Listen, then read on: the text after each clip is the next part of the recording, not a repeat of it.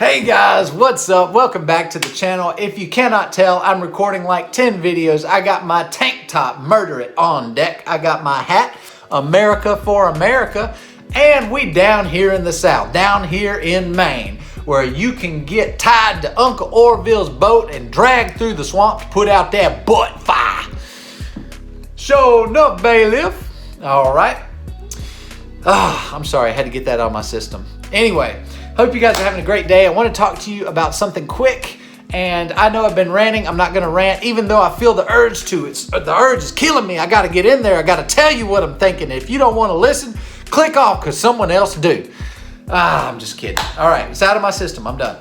So I want to talk to you guys a little bit about things that I wish I knew when I started. Now, if you don't know, you've heard of V-Shred, you know, the body type quiz, blah, blah, blah, endomorph, ectomorph, mesomorph, blah, blah, blah. Doesn't matter. The biggest thing is, are you gaining weight without trying? If yes, you're most likely an endomorph. Are you gaining weight mostly in the form of muscle, but you stay pretty lean? Probably a mesomorph. And if you're a beanpole looking to gain weight, nothing you can do can put it on, you're an ectomorph. Now, my friends, we are talking to ectomorphs today down here in the South, down here in Maine, okay? So the ectomorphs in the house, no matter what you do, can't gain weight.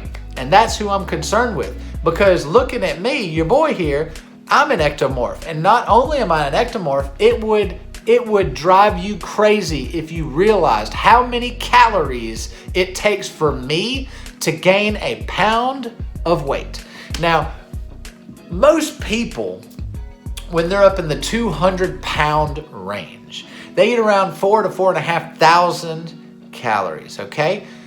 For me to get from 160 to 170, I have to eat about 4,000 to 5,000. And when I was up at 200 pounds, I was eating 7,000 to 8,000 calories, guys. I was shoving so much food in my pie hole, I could not maintain my weight. Genetically, I'm 5'6". I don't need to be 210 pounds. Could I get there? Yeah, but it's going to take a lot of praying and a lot of willpower and a lot of food and a lot of money that I ain't got yet because I'm a small YouTuber.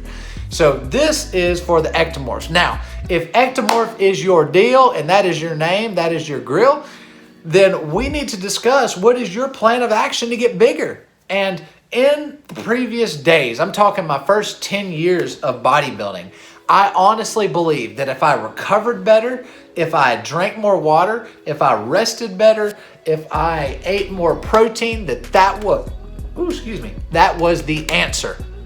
Here's the cool thing. That is not the answer. Protein builds muscle, yes. Does an ectomorph need more protein? No. An ectomorph needs less protein. Ding, ding, ding. You need about 0.8 grams of protein per pound of body weight. Why? The mesomorph will probably need 1 gram. The endomorph will probably need less than that. The mesomorphs are the one who really want to optimize on the protein.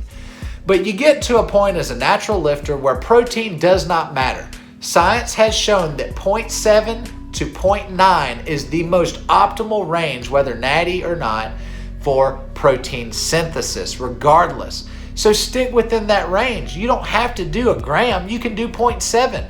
So if you're 160 pounds, get 130, 140 protein in. Now, here's the kicker. Focus on your food. It is your carbs, people. If you're an ectomorph, your main goal needs to be carbs. How can I get more carbs in? When can I get carbs in? How can I keep my health while getting carbs in?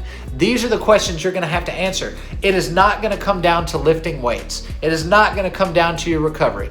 It is not going to come down to timing your supplements. It is literally your food. If you're an ectomorph and you can't gain weight, your enemy is food. You could lift a bench press, throw it in the air like you don't care. You could lift 10 reps on a bench press and still grow if you're doing heavy enough with 1 set, and your food is what is going to put on that mass, not the weights. So get weights out of your mind.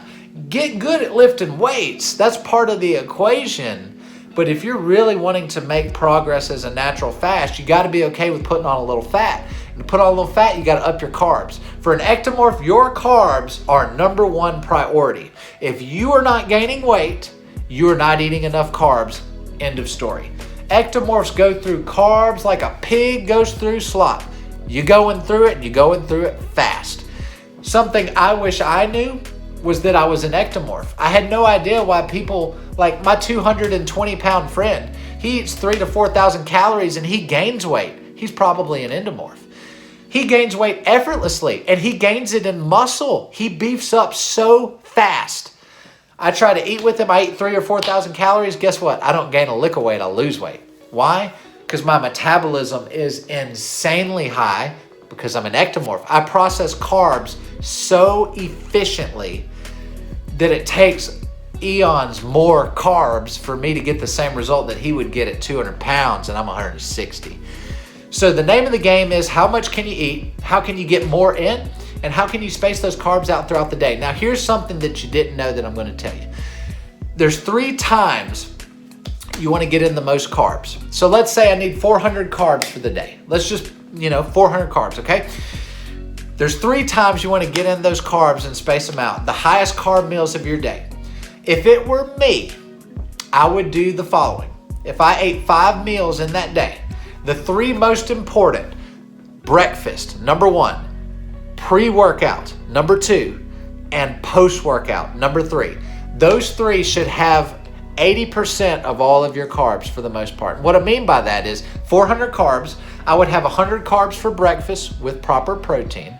For pre-workout, I'd have 100 grams of carbs. And for post-workout, an hour later or right after your workout, just within that hour window, I'd get in 100 more carbs to replenish what you lost. And after your workout, you can do a little more sugars because your body is going to absorb that and put it into the muscle glycogen. It's going to make glycogen from it, and you'll store it as muscle fuel rather than fat. So after the workout, you can get away with like a sweet tea or a soda pop or maybe something a little more sugary. But during those other 2, you need to get carbs from real sources. No, you don't want sugar. You want real food. It make a tremendous difference, trust me. So in your day, you've eaten 3 meals. You've got 300 of your 400. So for your next 2 meals, since you're eating 5 a day, maybe you get 30 grams of carbs in that meal and you focus more on protein. That's a viable strategy. That works. I've done that. I've put on 40 pounds doing that. That works. Eating before you go to bed, that works. It works, guys. So if you're an ectomorph, don't get defeated when you're not putting on the muscle. Put more emphasis on food and less on working out. Do both, but focus more on food. Budget your foods. Find things that you like that won't cause your health to go down. So for example, for breakfast, I like to do toast. Not the healthiest, but it's whole food. It's real food. It's not sugar. So I can get 2 pieces of toast. I can get some grits with some butter and cheese, maybe, and throw an omelet in there, and then you got your breakfast, right? I would stay away from cereal since most of all that turns into mush and sugar. It's mostly garbage sugar. Stay away from cereal. It is easy calories. I would do cereal after a workout, but never breakfast or pre. I wouldn't do it. For pre-workout, maybe you do oatmeal. Maybe you drop your protein a little bit and do your 100 grams of carbs or however many you need. And maybe you do oatmeal. Maybe you do cream of rice because it digests faster. Maybe you do rice. Maybe you do, anything. It could be a little pasta. Pasta gunks up my stomach before a workout. I don't like pasta.